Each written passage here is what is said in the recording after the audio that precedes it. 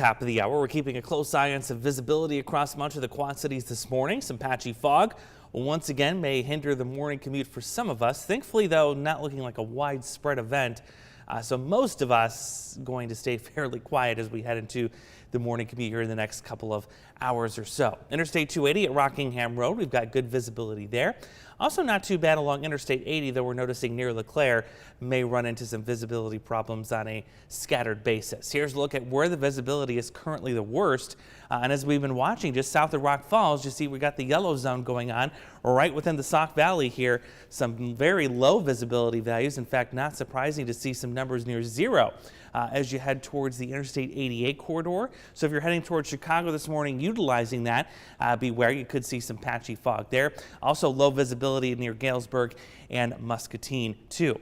Now we're watching the ongoing drought situation. Today's Thursday, so we get a new update regarding that drought monitor. And there's been a lot of weather influences here, especially in the last several weeks. We haven't seen much in the way of rain. That looks like it will still be the case. So when we get these really long dry spells, that dry topsoil that you've noticed your yard getting a little more brown, it actually absorbs more heat energy more efficiently from the sun. There's not a lot of moisture to really kind of reflect some of that energy back up into the sky. So hence you get more heat that's stored and more hot temperatures, and that's what we're seeing as we go not only through today but most of the upcoming weekend. Is the opportunity to see any rain around here looks like it will be fairly limited. Now here's the outlook that was issued last Thursday. We get a new one at 8 o'clock today, and what you're likely going to see is the dry conditions get shoved a little bit further to the south and to the west, getting more closer to the Quad Cities. Meanwhile, the further north and east you go, the worse the drought gets. Moderate drought up near Rockford in the Interstate 39 corridor. Extreme drought up towards Waterloo. So a lot of dry conditions throughout the entire region. Can we get some rain in here to break this up a little bit? Well, the possibility is there, and this is very early Saturday morning. We're looking at about 5, 6 in the morning. And notice the coverage on this again is very scattered. That is because of the ongoing drought. We just don't have a lot of moisture here at the surface to lift up and produce a widespread rain.